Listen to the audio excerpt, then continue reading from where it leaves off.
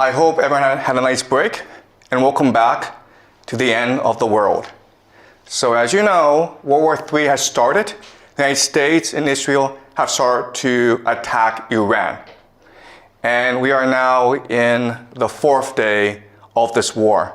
And we can expect this war to last for many weeks, possibly also for many years. But I promise you that after this war is done, the world will never be the same again. So what we will do these next few weeks is use game theory and understand and analyze the geopolitical situation. And so I'm going to teach you the ideas, the theories, the techniques to understand the world around you and make predictions.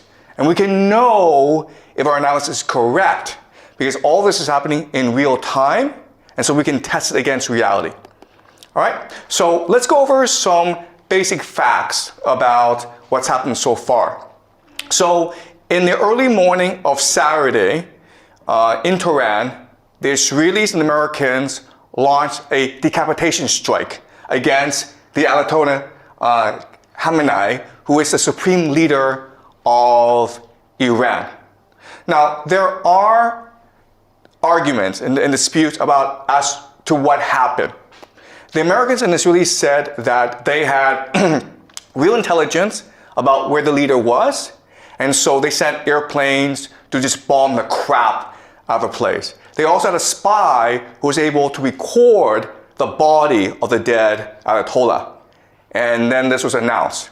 At first, the Iranians denied this, and the Iranians insisted he was still alive. But eventually, state media admitted that he did die in the airstrike. But then what they also said is that the Ayatollah, he's 86 years old, and he chose to die. He could have gone to Moscow, but instead he chose to stay in Tehran and die for his people. But not only that, but he died along many of his relatives. He died along with his daughter, his son-in-law, his grandchildren. So many of the family died in this assault. Also, there's been reporting that he had prostate cancer. Okay, so he was going to die fairly soon as well. So what you need to understand first about the war is that even though the Americans and the Israelis claim great success in decapitating the leadership of the Iranians, from the Iranian perspective, this is a martyrdom, okay? And so the religion of the Iranians is called Shia Muslim. And this is different from Sunni Muslim. So Sunnis are the majority. They're about 9% of all Muslims in the world. The Shia have always been the minority. And as such, they've always been persecuted. So in the Shia faith, the core value, the force that binds everyone together and gives them purpose and meaning in life, that galvanizes them into action, is the idea of martyrdom, which forces jihad. You sacrifice yourself for your religion, sacrifice yourself for the common good. So think of the death of Khamenei as a sacrifice, a self-sacrifice, in order to motivate the Iranians in this war, okay? So that's the first thing you need to understand. That for the Iranians, this is not a geopolitical war. This is not an economic war. This is not a war of resistance. This is a jihad, okay? It's a war against the great Satan to avenge their leader. They will fight to the death, all right? That's number one. Number two is this. Also that morning, when the Ayatollah was killed, the Israelis struck a school in the south of Tehran, killing about 150 school children. These are girls in primary school. And again, there's a lot of debate and argument as to what happened. The Israelis said that, first of all, the school was next to a military base. We were targeting the military base. And second of all, it wasn't us which struck the school. It was a air defense missile that went off course, okay? And the Iranians insisted no. The Israelis purposefully attacked the school to kill the school children. And then you're like, why would the Israelis do that? But then these few years, Well, we've seen what they've done in Gaza, in Palestine, to the Palestinians. And it's pretty consistent what the Israelis have been doing.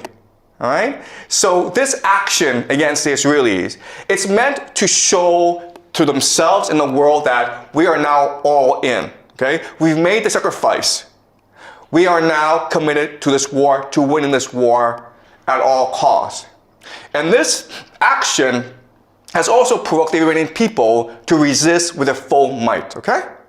So I want you to keep this in mind. And again, we don't have complete evidence that it's the Israelis who did this, but given past actions from the Israelis, this is fairly consistent with what they've done, okay? So we can assume that this is something the Israelis did. Why they did this, what the purpose is something we will discuss as we move on, okay? It's very complicated.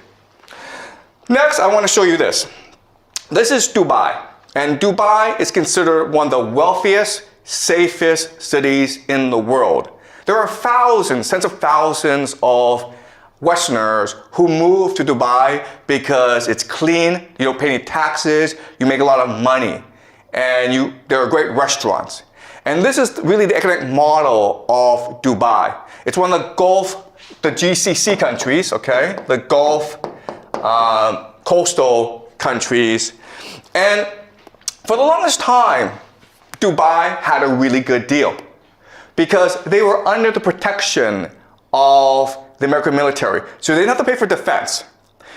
And then they were in the Middle East, which is the oil producing center of the world. And so they focus on aviation, they focus on logistics, they focus on finance, on tourism. They became extremely wealthy, right? I'm not sure if you've taken Emirates, one of the best airlines in the world. So their airport, Dubai Airport, is the busiest in the world.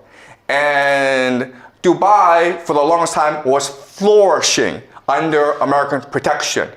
And Dubai said to the world, listen, we're like Switzerland. We're neutral. We don't want any involvement in any wars.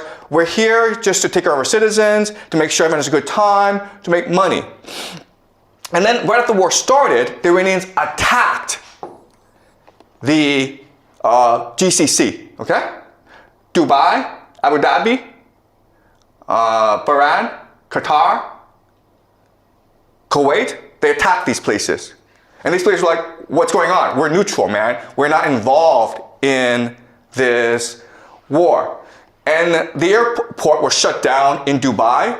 At one point, the rich people in Dubai were willing to pay about $250,000 US just to get on a plane and get out of there. Okay? So, the reality is this. For the longest time, Dubai had a reputation for being safe, and that's why people moved their money there. Guess what, guys? After what the Iranians did, it's dead. Dubai as a city, in the long term, it is dead. Because you're a wealthy Westerner, you're not going to move to a place where it could be attacked anytime by the Iranians. You might move to Singapore, you might move to Hong Kong, Japan, South America, but you're not moving to Dubai, okay? So the big question for us is, why did the Iranians do this? It was the Israelis and the Americans who attacked you. Why go after the GCC?